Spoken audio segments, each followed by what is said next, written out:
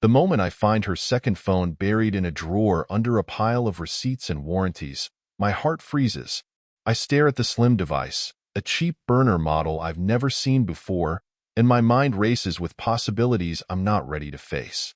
My name is Jack Harris, and for the last 4 years, I thought I knew my wife, Claire. I thought I knew our life. But now, as I turn the phone on and see a series of messages light up the screen, the foundation of my world begins to crumble. The messages aren't just from one person. They're from several, each one dripping with familiarity and intimacy. One stands out. "Can't wait to see you again, love." I sit on the edge of the bed, the room spinning around me. Claire is out shopping, or so she said. My pulse is pounding so hard I can hear it in my ears. The betrayal isn't even fully real yet, but the evidence is staring me in the face. I scroll through the messages, the pictures, the calls. The timeline stretches back years. For years. For years of lies, of carefully constructed deceit. And then the other shoe drops. Her family knew. Her sister's name is in the messages too, coordinating cover stories. "Don't forget to say you're at Mom's this weekend," one reads. My hands tremble as I realize the betrayal runs deeper than I ever imagined. The sound of the garage door jerking open yanks me back to the present. Claire is home. I slam the drawer shut, leaving the phone exactly where I found it. My head is spinning as I hear her heels clicking down the hallway, her cheery voice calling out, "Jack, I'm back." I force myself to respond, my voice steady despite the storm raging inside me. "Hey, in here." She appears in the doorway with shopping bags, her face lighting up when she sees me, as if nothing is wrong. It takes everything in me not to grab her by the shoulders and demand the truth right then and there. But I can't, not yet. I need to know more. Claire moves about the kitchen, unpacking her shopping bags as if nothing is wrong. I watch her from the doorway, my arms crossed tightly over my chest. Every gesture she makes feels calculated now, every smile a lie. My thoughts race, trying to piece together how I missed this for so long. For years. "So," she says, her back to me, "I found the perfect wine for our anniversary dinner. You're going to love it." Anniversary. The word stabs me in the gut. She's standing there planning a celebration of our marriage while carrying the weight of her lies. My fingers twitch with the urge to confront her, but I force myself to stay calm. If I let my emotions take over now, I might never get the full truth. "That's great," I manage, though my voice sounds hollow even to me. Claire doesn't seem to notice. She's humming to herself, putting bottles away, the picture of domestic bliss. I need to see who else knows about this. Her sister, obviously, but who else? Her parents? Friends? I grab my phone and step into the living room, pretending to check emails. In reality, I'm scrolling through our shared cloud account, looking for anything she might have missed. Photos, messages, anything that might give me more answers. And then I find it. A folder labeled Work. Inside are dozens of photos of her with a man I don't recognize. They're at a beach, a hotel, even what looks like a wedding. The dates line up with weekends she told me she was visiting her family or working overtime. The betrayal deepens. The sound of her phone ringing in the kitchen jolts me back. "Hey, Mom," Claire says as she answers. Her voice is cheerful, but there's an edge to it, like she's trying to keep up appearances. I strain to hear her side of the conversation. "Yeah, I told him I was at your place last weekend." "No, he doesn't suspect a thing." Honestly, it's exhausting sometimes keeping up with all of this. My blood boils. Her mother, too? It feels like the walls of my life are closing in. I grit my teeth, fighting the urge to storm into the kitchen and demand answers. I can't. Not yet. I need to figure out what I'm going to do. Claire's voice lowers, almost conspiratorial. "No, he didn't. But don't worry, I've got it all under control." Control. She thinks she's controlling me, controlling our life. But she's wrong. A fire ignites in me, not just of anger but determination. I've been blindsided, but I won't let her win. The next morning, I wake up before Claire. She's still tangled in the sheets, her hair splayed out on the pillow, looking serene. It's almost infuriating how peaceful she seems. I can't stay in the room. I grab my phone and head out onto the porch, the crisp morning air doing little to cool the anger simmering beneath my skin. I need a plan. I scroll through the photos again, zooming in on the man she's with in the pictures. He's older than me, maybe mid-40s, with a sharp suit and an easy smile. Everything about him screams corporate. I rack my brain trying to figure out who he could be. Someone from work? A client? Or just another secret she's been keeping? I pull up a reverse image search and drop in his photo. Nothing comes up immediately, but I save it for later. If this man thinks he's getting away clean, he's got another thing coming. The sound of the screen door creaking open makes me turn. Claire steps out, a mug of coffee in her hands, her eyes squinting against the sunlight. "Morning," she says with a sleepy smile. "You're up early." "Couldn't sleep," I reply, slipping my phone into my pocket. She sits down beside me on the porch swing, her demeanor completely unbothered. It's jarring, knowing what I know now, seeing her act so normal. "Something on your mind?" she asks, taking a sip of her coffee. I want to laugh at the irony, but I keep my expression neutral. "Just thinking about work," I lie. "Big project coming up?" She nods, leaning her head on my shoulder. The gesture used to bring me comfort, but now it just feels heavy. Her lies are crushing us both, whether she knows it or not. Later that day, I start digging deeper. The burner phone, the pictures, even the credit card statements. I comb through every detail, piecing together the life she's been hiding. The more I uncover, the angrier I get. It isn't just the affair. It's the manipulation, the way she's involved her family, the years I've spent oblivious to all of it. By evening, I have a clearer picture. The man's name is Eric, and he's one of her clients from work. A wealthy client, judging by the expensive hotels and the gifts I've found receipts for. Claire's family has been covering for her, spinning lies to keep me in the dark. It's a web of deceit so intricate, I almost have to admire it. But admiration isn't what I'm feeling. It's rage, pure and unfiltered. I want to confront her, to throw everything I've found in her face and watch her try to explain her way out of it.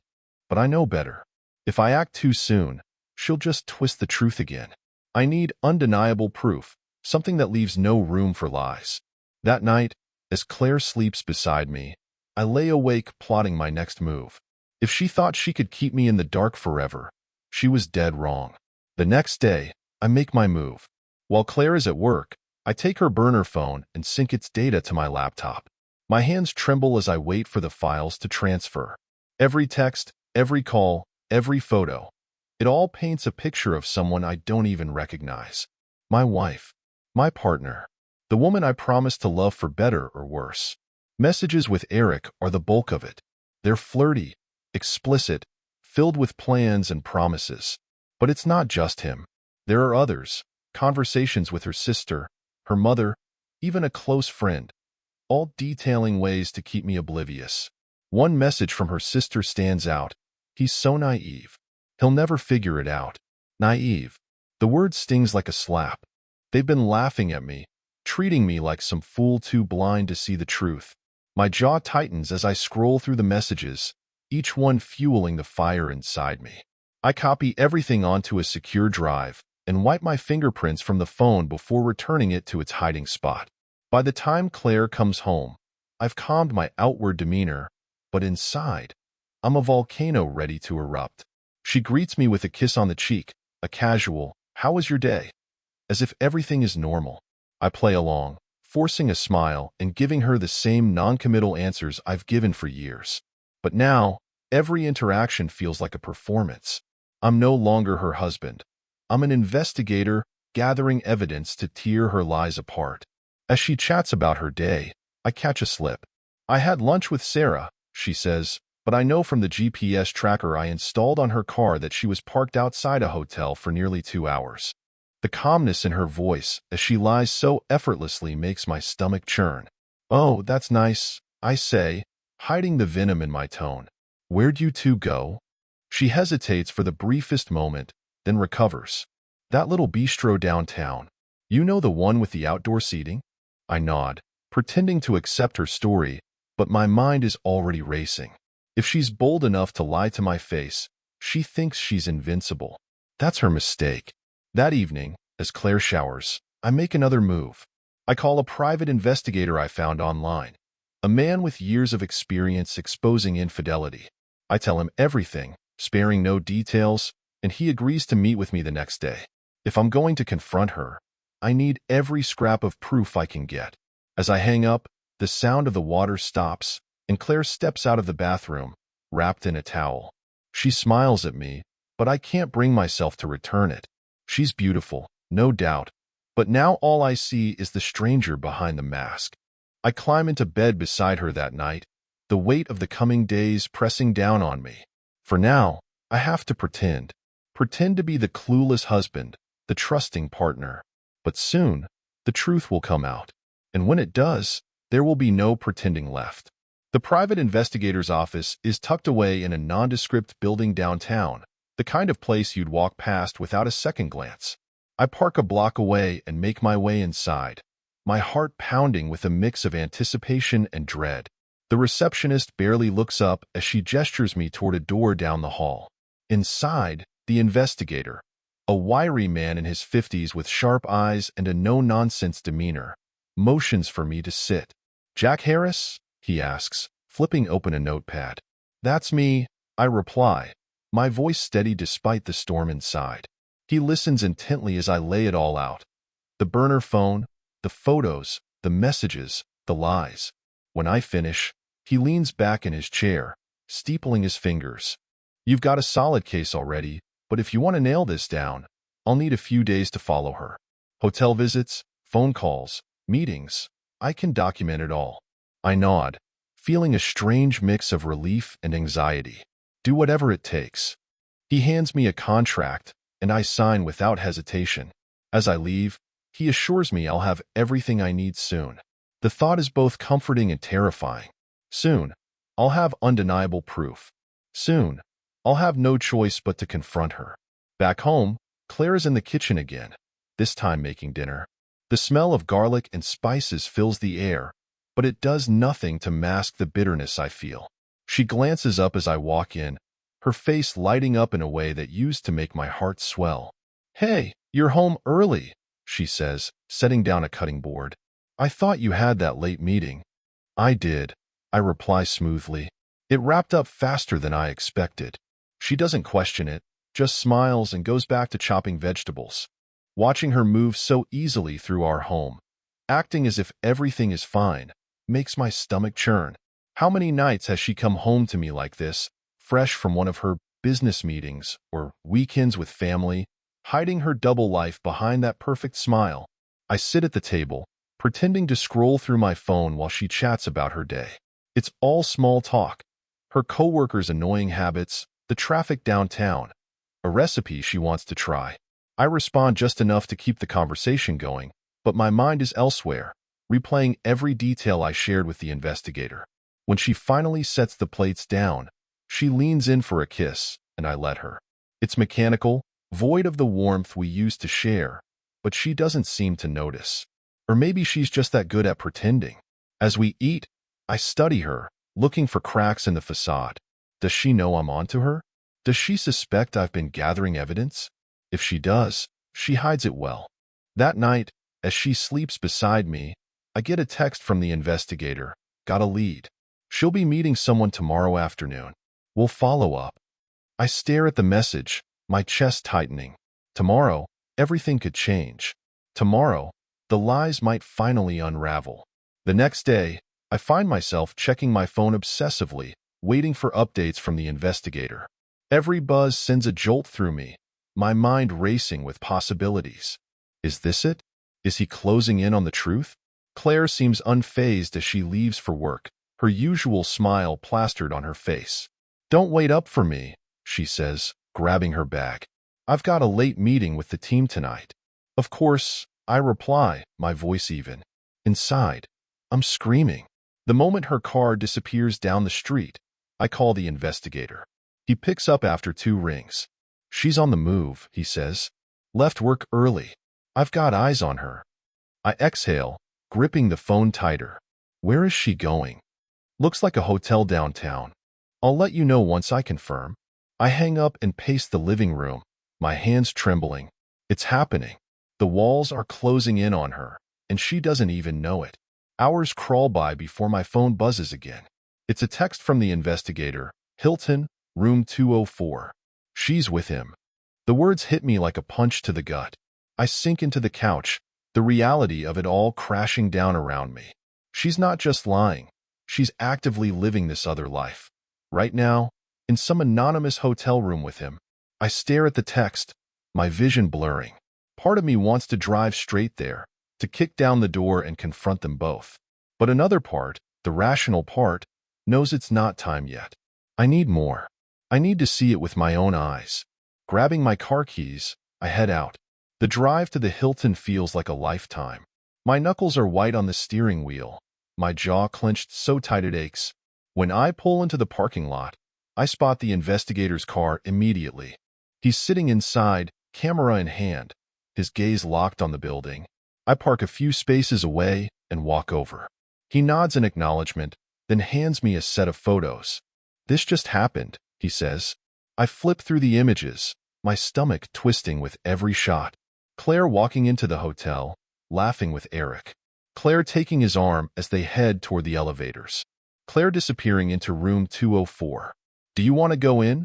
the investigator asks, his tone cautious. "Or wait for them to come out?" I don't answer right away. My mind is a whirlwind of emotions. Rage, heartbreak, disbelief. But one thing is clear. This isn't just about catching her anymore. It's about taking control of my life again. "I'll wait," I finally say, my voice steely. Let them dig their grave a little deeper. The investigator nods, and we sit in silence, watching the hotel. Minutes turn into an hour, then 2. Finally, the elevator dings, and they emerge. Claire looks radiant, her face flushed, her hand brushing against Eric's arm. He leans in to whisper something, and she laughs. An easy, carefree laugh that feels like a dagger to my chest. I snap a photo with my phone, a final piece of evidence to seal the truth. They part ways in the lobby, Claire heading for her car while Eric lingers, checking his phone. I watch her leave, my fists clenched at my sides. The investigator turns to me. "What's your next move?" I take a deep breath, the weight of the decision pressing down on me. I confront her, I say, but not yet. First, I need to make sure she has no way out. I sit in my car, watching Claire's taillights fade into the distance. The images of her laughing with Eric, her hand brushing his arm, play over and over in my mind like a haunting loop. Every smile, every shared glance feels like another betrayal, a deeper cut. The investigator's voice pulls me back to reality. "You sure you're ready for this?" he asks, his tone steady but concerned. I nod, though my insides feel like they're tied in knots. "I have to be." He hands me a manila envelope filled with everything he's gathered. Photos, timestamps, even receipts Claire never knew I'd find. "This is airtight," he says. "There's no room for her to spin this." I grip the envelope tightly, feeling its weight both physically and emotionally. "Thanks, I manage," my voice barely above a whisper. On the drive home, my mind races with possibilities. How will she react? Will she try to deny it? Will she break down, beg for forgiveness? Part of me doesn't care. Another part, the part that still remembers the good times, wants answers. When I pull into the driveway, Claire's car is already there. She's inside, probably getting ready for bed after her long meeting. I take a deep breath and step out of the car, the envelope tucked under my arm like a shield. The house is quiet as I walk in. Claire is in the kitchen, sipping a glass of wine, her phone on the counter. She looks up and smiles when she sees me. "Hey, you're back late." "Yeah," I reply, my tone clipped. "Busy day." She senses something off and sets her glass down, tilting her head. "Everything okay?" I don't answer right away. Instead, I place the envelope on the counter and slide it toward her. "We need to talk." Her brow furrows, and she hesitates before picking up the envelope. "What's this?" "Open it." Her fingers tremble slightly as she pulls out the photos. The moment she sees the first one, her walking into the hotel with Eric, her face pales. She flips through them quickly, her breath hitching. By the time she reaches the receipts and timestamps, she's visibly shaking. "Jack," she starts, her voice breaking. I can explain. Don't. I cut her off, my tone sharp and final. Don't you dare insult me by pretending there's an explanation for this. She sets the photos down, her eyes brimming with tears. It's not what it looks like, she says weakly, but even she doesn't sound convinced. Really? I snap, my anger bubbling to the surface. Because it looks like my wife has been lying to me for 4 years. It looks like you've been sneaking around behind my back, dragging your family into it, laughing at me while you built this other life. So tell me, Claire, what exactly does it look like? Her lips tremble as she tries to find the words. It wasn't supposed to be like this, she whispers. I didn't mean for it to go this far. I slam my hand on the counter, making her flinch. Don't play the victim here. You chose this, Claire. You lied to me, to our friends, to everyone. For years. Tears stream down her face now, but I feel no sympathy. Not yet. She made this bed, and now she has to lie in it. I want the truth, I demand. My voice steady but cold. All of it. No more lies. She nods, her shoulders shaking. Okay, she whispers. I'll tell you everything. Claire collapses into the chair at the kitchen table, her hands gripping the edge as if it's the only thing holding her up. The tears keep coming, but I don't move to comfort her. Not this time.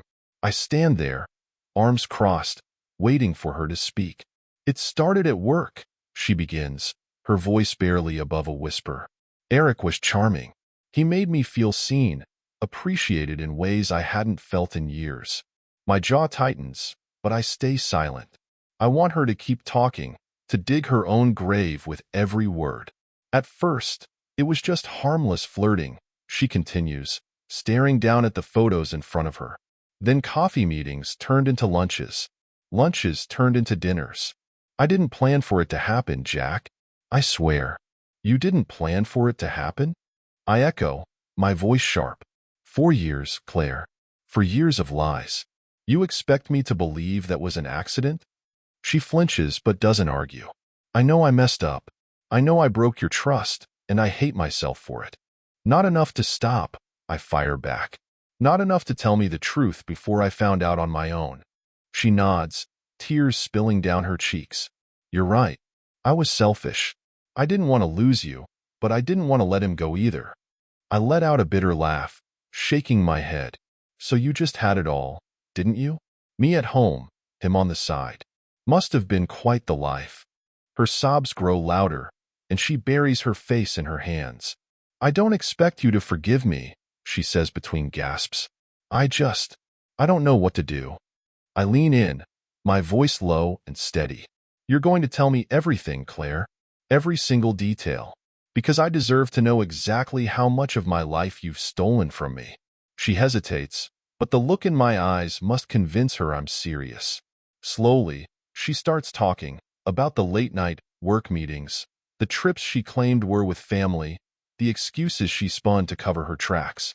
With every word, the betrayal cuts deeper. But I don't stop her. I need to hear it all. When she finishes, the room falls silent. She looks up at me, her eyes red and swollen, searching for some sign of mercy. I give her none. I hope it was worth it, I say coldly. Because whatever you had with him, whatever you thought you were protecting, it's over. She nods, defeated. I'll do whatever it takes to make this right, Jack. I'll quit my job. I'll cut off all contact with Eric. You think this is about saving our marriage? I interrupt, my voice sharp. This isn't about you anymore, Claire. This is about me. About what I need to heal from this. She's silent, her face crumbling as the weight of my words sinks in. For the first time, she looks truly broken. But it's not enough to mend the pieces of me she's shattered. I need time, I say finally, stepping away from the table. Time to figure out what's next. And for now, that means I need you out of this house. Her eyes widen in shock. Jack, please, no. I cut her off. You don't get to beg for anything. Pack your things and leave. Tonight. She breaks down completely, sobbing into her hands. But I don't stay to watch. I walk upstairs, each step heavier than the last, knowing that no matter what happens next, nothing will ever be the same. The sound of her sobs carries upstairs as I shut the bedroom door behind me. My chest is heaving, my emotions ricocheting between fury, heartbreak, and a numbness that scares me. I sit on the edge of the bed, staring at the floor, trying to steady my breathing. It doesn't work. The betrayal feels like a heavy weight pressing down on my chest, making it hard to think clearly. I glance at my phone, half expecting a message from someone, anyone, offering some kind of guidance. But there's nothing. It's just me, alone with my thoughts. Downstairs, I hear Claire moving around, her sobs quieter now but still audible. I imagine her packing, trying to figure out where to go, and for a moment, a pang of guilt stabs through me. But I shake it off. She made her choices. She created this mess. All I'm doing is refusing to let her drag me further into it. When I finally hear the front door close, I stand and walk to the window. Her car is in the driveway, the trunk open as she loads in a suitcase. For a moment, she stands there, staring at the house as if hoping I'll come down and stop her. I don't. Eventually, she gets in the car and drives off, her taillights disappearing down the street. The house is silent now, eerily so. I sit back on the bed, running my hands through my hair, trying to process everything that's just happened. The next few days pass in a blur.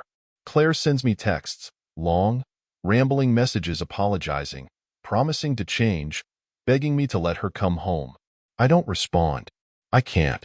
Just reading her words feels like reopening a wound. Instead, I focus on rebuilding some semblance of normalcy. I reach out to a lawyer to discuss my options. I visit friends, though I don't tell them the full story yet. And I throw myself into work, staying late at the office just to avoid coming home to the empty house. But no matter how busy I keep myself, the pain lingers. Every time I sit down to eat, I remember the meals Claire used to cook. Every time I pass by the living room, I see her curled up on the couch, laughing at some TV show. And every time I close my eyes, I see the photos of her and Eric, the lies she spun, the life she built without me. One night, as I'm sorting through some old files, I come across a photo album. It's one of those thick, leather-bound ones Claire loved. I hesitate, then open it, flipping through page after page of memories. Our wedding, vacations, holidays with her family. Every photo feels like a mockery now, a reminder of the life I thought we had. But then I notice something else, her smiles. They're genuine, at least in the beginning. There was a time when she looked at me like I was her whole world. When did that change? When did I stop being enough for her? I slammed the album shut, unable to look at it any longer. Maybe I'll never have those answers. Maybe I don't need them. What I do need is to figure out what comes next, not for us, but for me. The next morning, I call my lawyer again.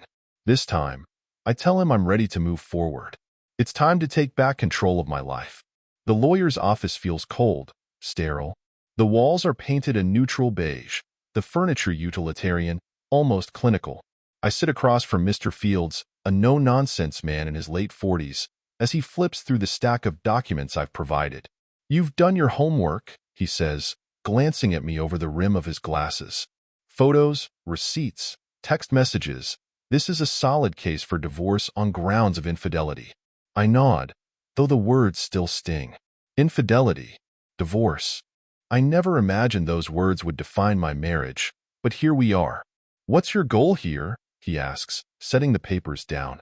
"Are you looking for a clean break, or do you want to pursue alimony, property division, that sort of thing?" I hesitate. The anger in me wants to take everything, strip her of every comfort the way she stripped me of my trust. But another part of me, the part that's exhausted from all this, just wants it to end. Clean break, I say finally. I don't want anything from her, just my freedom. Mr. Fields nods, jotting something down. "Understood. Given the evidence you've provided, this should be straightforward. But there's one thing we need to discuss. The house? Are you planning to keep it?" I look around the room, my mind flashing back to memories of Claire in the kitchen, the living room, the bedroom. Every corner of that house is tainted now, filled with ghosts of a life that no longer exists. "No," I say firmly. "Sell it." He raises an eyebrow but doesn't press. "Fair enough. I'll get started on the paperwork. We'll serve her the divorce notice once everything is in order." As I leave his office, A strange sense of relief washes over me. For the first time in weeks, I feel like I'm moving forward, like I'm taking control of my life again. But it's a bittersweet victory. The life I'm rebuilding isn't the one I wanted. It's the one I'm left with. Back at the house, I start packing. Boxes line the walls as I sort through years of belongings, deciding what to keep and what to leave behind. Photos, mementos, pieces of furniture. All of it carries the weight of memories I'm not sure I want anymore. One box catches my eye. It's filled with letters Claire wrote me early in our relationship, back when we were still young and in love. I hesitate, then pick one up, unfolding it carefully. Her handwriting is neat, deliberate, the words brimming with emotion. "Jack," it begins, "you make me feel like the luckiest woman in the world. I can't wait to spend forever with you." I laugh bitterly, crumpling the letter and tossing it into the trash. Forever? What a joke. As the days pass, I start to feel the weight lifting, little by little. The house grows emptier, and so does my heart, but in a way that feels freeing. I'm letting go, not just of Claire, but of the anger, the hurt, the betrayal. It doesn't happen all at once, but with every box I pack, every memory I discard, I feel a little more like myself. One evening, as I'm boxing up the last of the kitchenware, my phone buzzes. It's a text from Claire. "Can we talk? Please." I stare at the screen, my emotions warring within me. Part of me wants to ignore her, to let her sit in the mess she's made. But another part, the part that still craves closure, knows I need to hear what she has to say. I take a deep breath and type out a reply. "Tomorrow. At the house. 1 hour." Her response comes almost immediately. "Thank you." I set the phone down, my hands trembling. Tomorrow, I'll face her one last time. And then, finally, I'll be free. The next day arrives with a heaviness in the air. I sit in the empty living room, the once cozy space now stripped down to bare walls and scattered boxes. The clock ticks loudly, counting down the minutes until Claire arrives. When I hear her car pull into the driveway, my chest tightens. I stand and cross my arms, steeling myself for what's about to happen. She walks in hesitantly, her eyes scanning the room. She looks smaller somehow, her shoulders hunched, her face pale. "Jack," she says softly, closing the door behind her. "Thank you for agreeing to this." I nod, motioning for her to sit. She perches on the edge of the couch, her hands twisting nervously in her lap. For a moment, neither of us speaks. The silence stretches, heavy and uncomfortable. "I don't even know where to start," she finally says, her voice trembling. "I know I've hurt you, more than I can ever make up for. And I know you probably hate me." "I don't hate you," I say, surprising myself with how calm I sound. "But I don't trust you either. And I don't see how we come back from this." She nods, tears welling in her eyes. "I don't blame you. I need you to know that I never wanted to lose you, Jack. You were always the most important thing in my life." I let out a bitter laugh, shaking my head. "You've got a funny way of showing it." "I know," she whispers. "And I know I can't take back what I've done, but I want to try. I want to fix this." Her words hang in the air, but they don't move me. I've heard too many lies, seen too much betrayal. Whatever love we once had, it's buried under years of deceit. "I'm filing for divorce," I say, my voice steady. "It's done, Claire. There's nothing left to fix." She flinches as if I've slapped her, but she doesn't argue. Instead, she breaks down, sobbing into her hands. "I don't know how to live without you," she chokes out. "I don't know how to fix myself without you." I take a step back, keeping my distance. Her tears used to undo me, but now they just feel hollow. "That's not my job anymore," I say quietly. "You need to figure that out on your own." We sit in silence for what feels like an eternity, her sobs gradually subsiding. When she finally looks up, her face is red and blotchy, her eyes swollen. "Can we at least be civil? For the sake of everything we've shared?" "I'll try," I say after a moment. "But don't expect more than that." She nods, wiping her face with trembling hands. "Thank you for hearing me out." I don't respond. There's nothing left to say. She stands, hesitating for a moment as if hoping I'll change my mind. When I don't, She walks to the door, her footsteps echoing in the empty house. As the door closes behind her, I feel an unexpected sense of relief. It's over. The confrontation, the lies, the endless cycle of pain. It's all behind me now. For the first time in weeks, I breathe deeply, the air feeling lighter somehow. There's still a long road ahead, but I know I'll be okay. I've lost a part of my life, but I haven't lost myself, and that's something worth holding on to. The day after Claire leaves, I wake up to a quiet house. The stillness feels different now, less like a void and more like a clean slate. It's strange how quickly things can shift when you finally let go of the weight that's been holding you down. I spend the morning tying up loose ends, sorting through the last of the boxes. Every now and then, I come across something that stirs a memory, an old concert ticket, a handwritten note from Claire. But instead of the sharp pain I've come to expect, there's only a dull ache. I put them aside, deciding it's best to let them go with the rest of her things. By the afternoon, I'm sitting in a cafe downtown, a coffee in hand as I review emails on my laptop. It's mundane, but it feels like a step toward normalcy, toward rebuilding my life. My lawyer sends me an update. The divorce papers are ready to serve.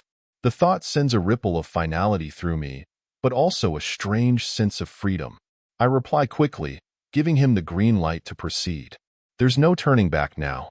As I sit there, sipping my coffee, I catch snippets of conversation from the tables around me.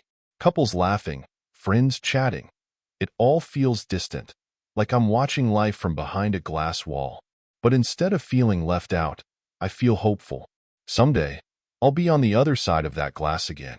Later, I head to the gym, pushing myself harder than I have in months. Each rep feels like an outlet for the frustration, the anger, the grief. By the time I'm done, my body is aching, but my mind feels clearer than it has in weeks. When I get home, I finally allow myself to sit in the living room, now stripped of its familiar trappings. The silence is no longer oppressive. It's peaceful. I pour myself a glass of whiskey and sink into the couch, staring at the blank wall where our wedding photo used to hang. For the first time, I think about what I want. Not for Claire, not for us, just for me. What does life look like without the shadows of her betrayal? What do I want to rebuild in its place? I grab a notebook and start jotting down ideas. Simple things at first. Places I want to visit, hobbies I've let slip, friends I've drifted from. But as the list grows, so does my resolve. There's so much I've put on hold, so much I've sacrificed for a marriage that turned out to be built on lies. It's time to reclaim that.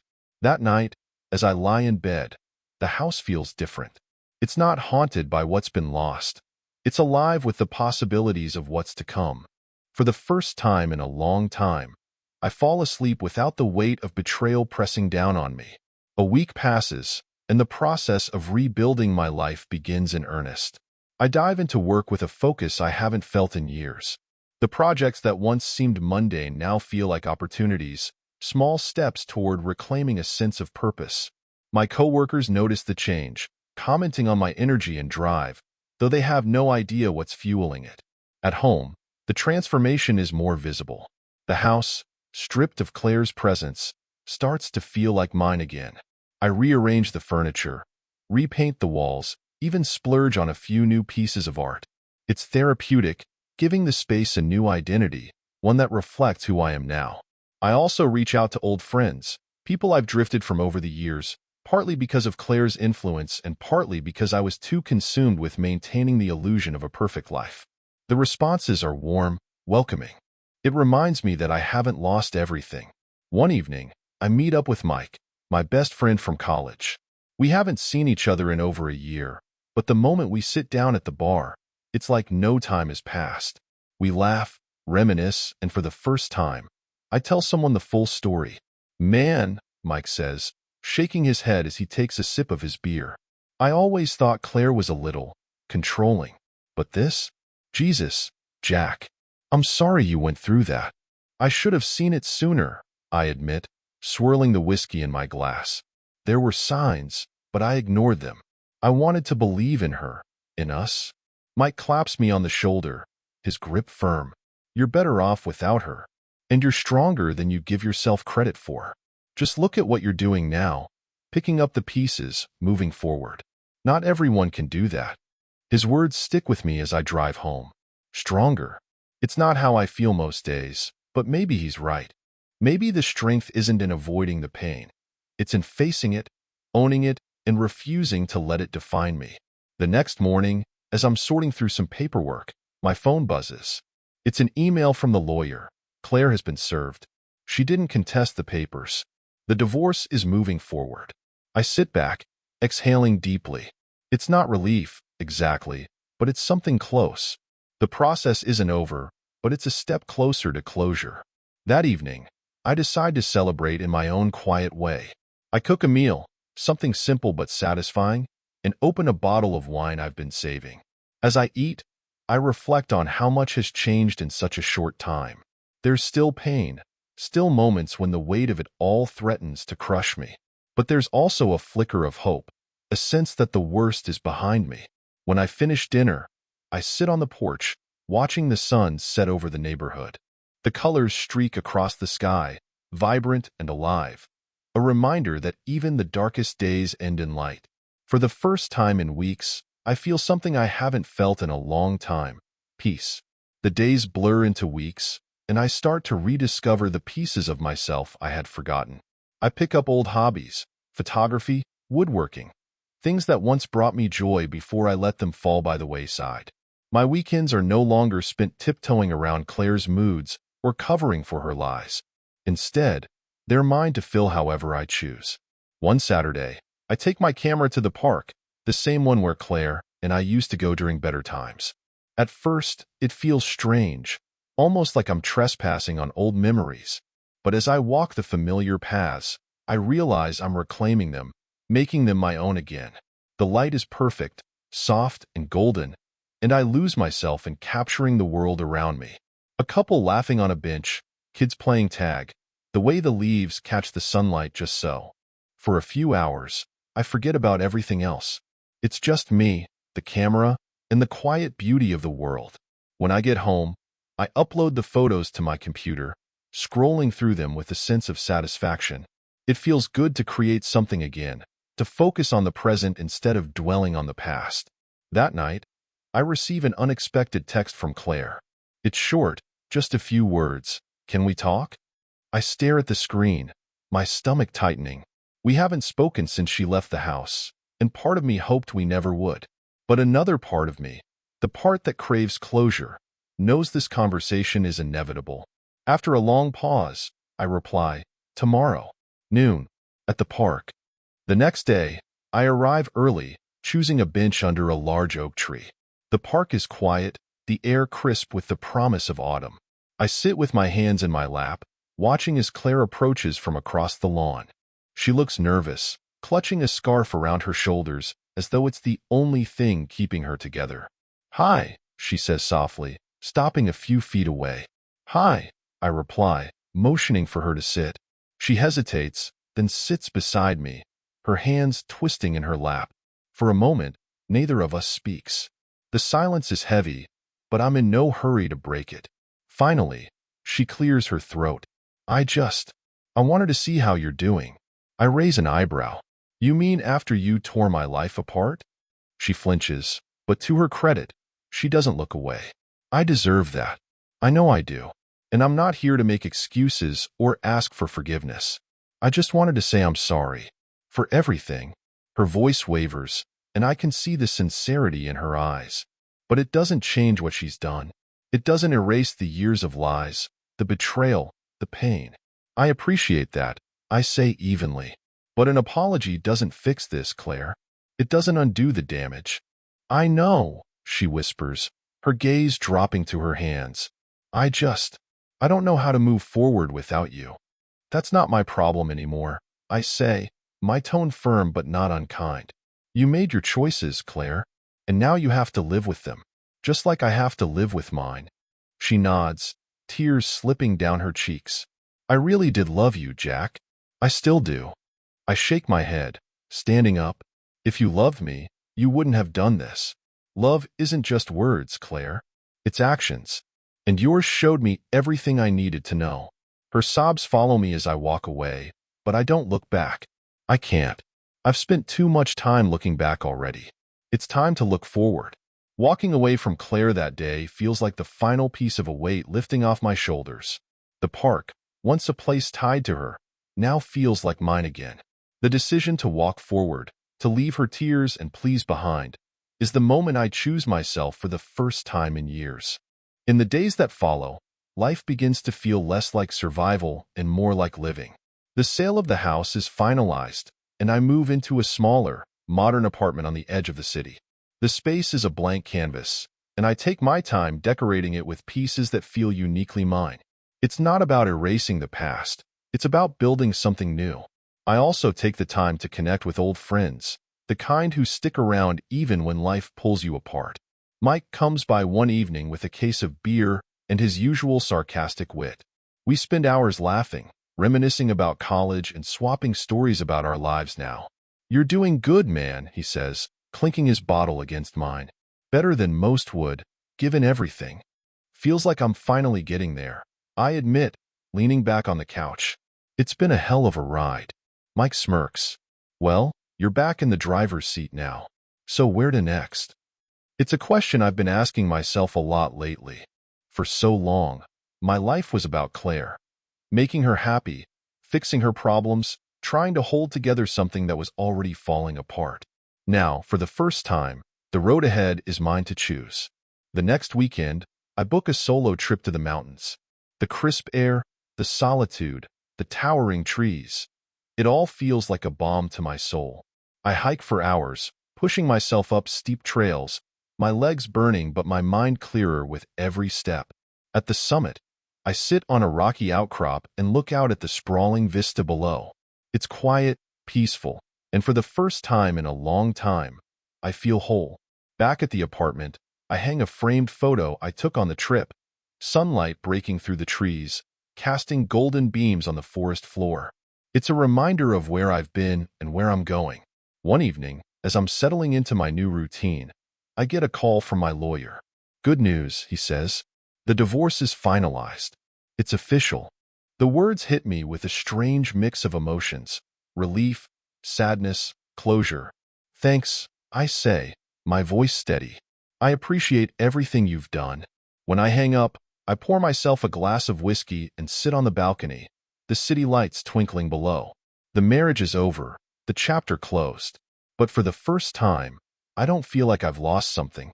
I feel like I've gained something: freedom, clarity, and the strength to move forward. As the weeks turn into months, the pain fades into the background, replaced by a quiet determination to make the most of this second chance. I don't know what the future holds, but for the first time, I'm okay with that. I'm not looking back anymore. Because this, finally, is my story. The finality of the divorce brings with it a quiet sense of liberation.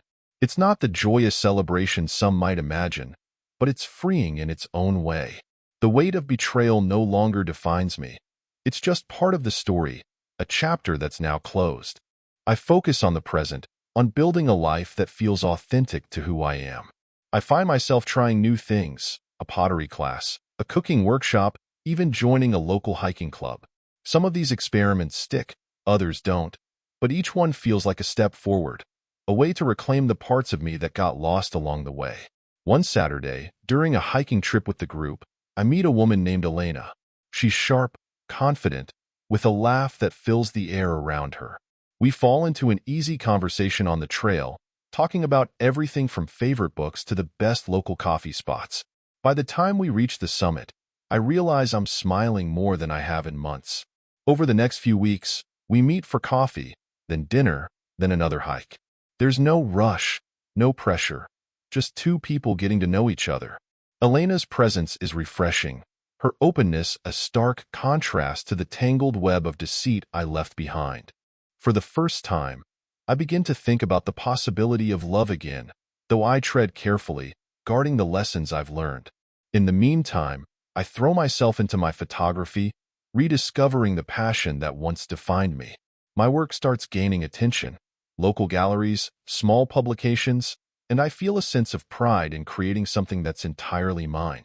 One evening, as I sit on the balcony editing photos, I think back to the man I was before all of this. The man who trusted too easily, who gave too much without asking for enough in return. I realize I don't resent him anymore. He did the best he could with what he knew, and now I'm doing better. When Elena texts me later that night, asking if I'd like to meet for dinner, I hesitate for only a moment before replying, I'd love to. It's not about rushing into something new. It's about being open to the possibilities life has to offer. Months turn into a year, and the scars of betrayal fade into the background. They don't disappear entirely, but they no longer define me. They're just reminders of how far I've come, of the strength it took to rebuild. On the anniversary of the day I confronted Claire, I find myself back at the park. This time, I'm not here to meet anyone or dwell on the past. I'm here to celebrate the present, to take in the crisp air and the golden light filtering through the trees. I raise my camera and snap a photo, capturing the moment.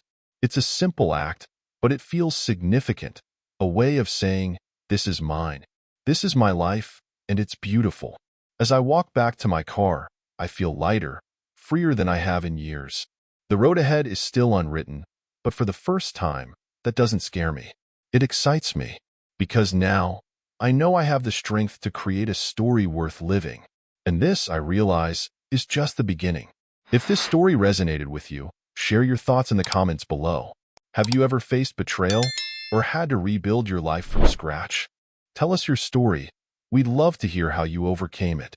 If you enjoyed this tale of resilience and renewal, make sure to like, share, and subscribe for more stories that inspire strength and transformation. Don't forget to hit the notification bell so you never miss the next chapter of these powerful journeys. Your next story is just a click away. Stay tuned,